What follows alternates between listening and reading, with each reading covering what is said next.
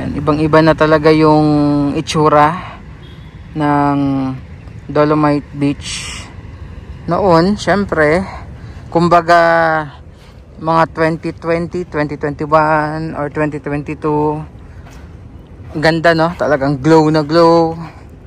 Ngayon parang parang nalipasan na ng ganda or nawala na yung glow ng ating Dolomite Beach. Although maintain naman po, no? Nami-maintain yung kalinisan. So ilang bagyo na rin yung dumaan, and today po is Sunday, October 6, 2024. Yan, kamustahin natin. Kamusta na nga ba yung Dolomite Beach? By the way, ang oras natin 2:35 po ng hapon, and pagpasok pa lang natin, kitang kita yung kalinisan, no, ng ating beach area dito sa Dolomite Beach. And kita yun naman, ang dami pa rin pong mga namamasyal dito. So pakita ko po muna, umuulan lang, makulimlim and umuulan yung ating hapon, pero ayan, marami pa rin pong namamasyal talaga dito. Yan. So mamaya punta tayo dun sa may dagat, titingnan natin, no, kung kamusta, malinaw ba yung dagat. And tingnan din natin kung marami pong dagsang basura ngayong hapon.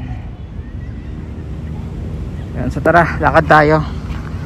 So na-miss ko mag-update dito sa Dolomite Beach.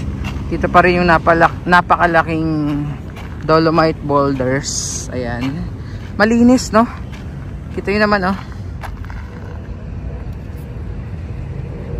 So normally ganun naman, malinis. And after ilang oras, lalo pa ngayon na tag-ulan season, habagat season, typhoon season, no? May mga bagong dumadagsang kalat.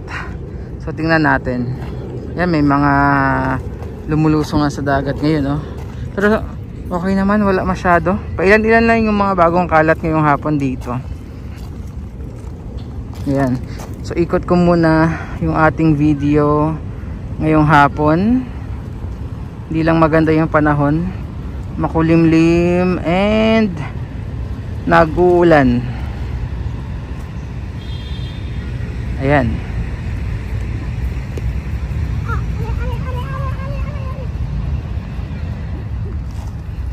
Yan sila ate, oh, lumulusong sa dagat. So kita nyo naman, since 2020, ngayon po 2024 na, andito pa rin yung Dolomite Beach. Medyo may mga pagbabago lang talaga, no, dito sa kulay ng buhangin, lalo yung mga umibabaw na black sand dito sa Dolomite sand. Pero ayan, still andito pa rin, hindi pa rin po na wash out gaya nung sabi ng mga kritiko noon. Okay, tingnan natin yung dagat. Yun lang, oh, konti lang yung mga bagong pasok na basura, pero nakatumpok-tumpok na siya. So papalow tide na.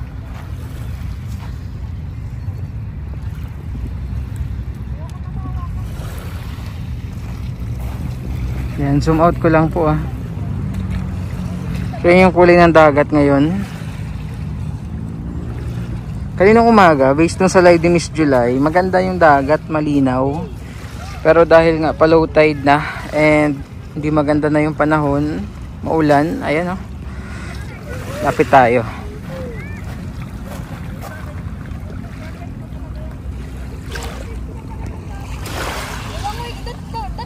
Kalmadong-kalmado yung dagat.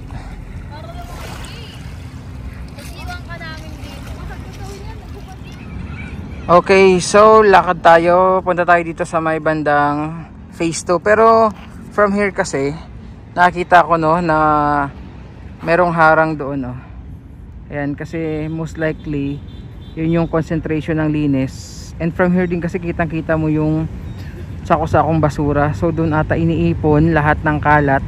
And dyan din hahakutin nung truck na naghahakot ng basura dito. Yan. So tingnan natin yung dagat. Yan sila ate, oh, lumulusong sa dagat. So kita nyo naman, oh, konti lang yung mga bagong pasok na basura, pero nakatumpok-tumpok na siya. So papalow tide na. Yan. Pakita ko ulit, oh, ang daming nag-e-enjoy dito ngayong hapon. And hanggang ngayon, yung mga comment sa ating Facebook page, magkano daw ginastos dito, kung ano-ano, hindi pa rin nakamove on sa Dolomite Beach project. Tingnan nyo naman yan, oh. Ang daming nag-e-enjoy at ang daming, di ba, nakikinabang sa proyektong ito. Kahit sino, no, mapa-kritiko man or supporters itong proyekto, pwede dito. Wala kahit anong kulay. Welcome na welcome po ang lahat. Mayaman, mahirap. Ayan, kita nyo yan. For sure mamaya, mas lalo pang dadami yung tao dito, lalo pat Sunday ngayon. And hopefully magtuloy-tuloy yung init ng panahon. Kasi maulan, no? Makulimlim and maulan. Lakad tayo, tingnan natin dito sa may bandang gitna, papunta dun sa dulo. Hindi lang tayo makadiretso dun sa pinakaunahan since nilagyan nga po ng harang. Yan, oh. Ganda pa rin, diba? Ang ganda pa rin nung Dolomite Beach.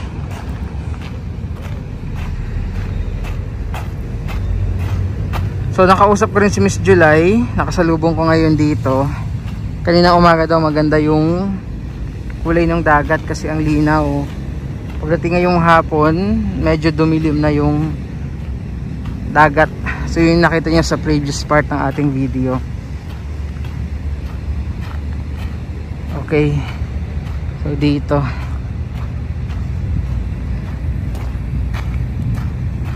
ayan, oh. Grabe, tingnan nyo naman, oh. Ayan, so tingnan nyo naman yung sako-sakong basura dito, oh. Mga nakolekta yan dito sa Dolomite Beach lang. Ganyan kadami, grabe. No, hili-hilirang sako ng basura. Medyo malayo lang tayo.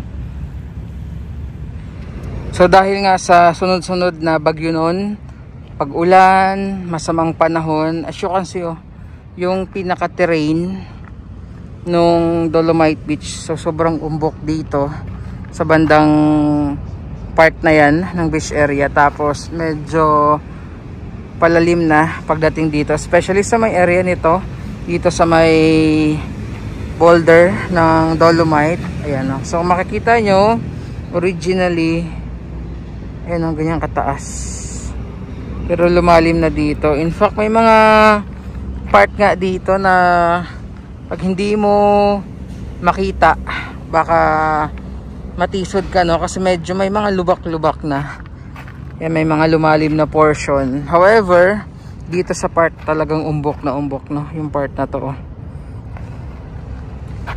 Yan. Dito naman tayo sa may kabilang dulo ng phase 1. Ito yung papunta sa may rock garden. So ito siya.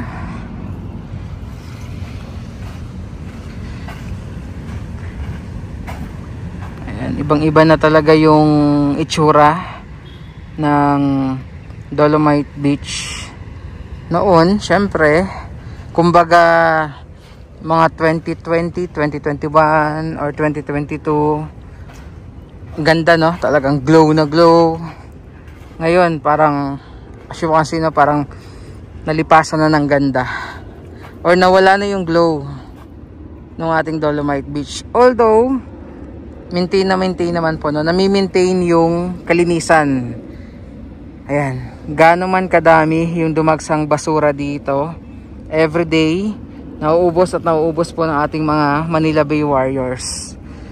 Yun nga lang talaga yung buhangin.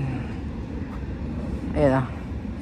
Naghalo na yung white sand tsaka black sand dito.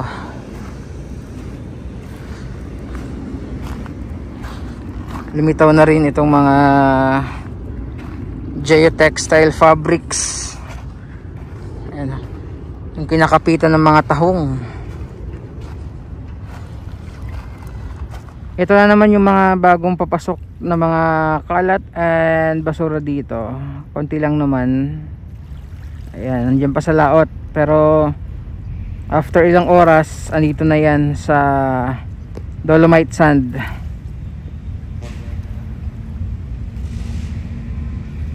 Tapos, hindi masyadong tanaw ngayong hapon, no? Kasi nga gloomy yung weather. Pakita ko na rin yung status ng mga tambak dyan sa Pasay City area. So ayan po. So just imagine yung mga basura na galing sa part dyan sa area na yan or sa side na yan ng Manila Bay, naharang na. And most likely yung mga basura na dumadagsa dito lately ay dito galing sa side na to ng Manila Bay, lalo sa Pasig River, no? Baseco, Navotas, etc. Kasi nakita nyo naman, oh, naharangan na nung tambak dyan sa side na yan po ng Manila Bay. So yun, malamang pag hindi or sumama yun, no, doon sa mga dumadagsang basura lately, na ang dami din talaga, ang dami pa rin. Di mo may paliwanag kung saan talaga nangagaling yung mga basura, o baka doble yung kalat na lilinisan ng ating mga warriors. Ayan.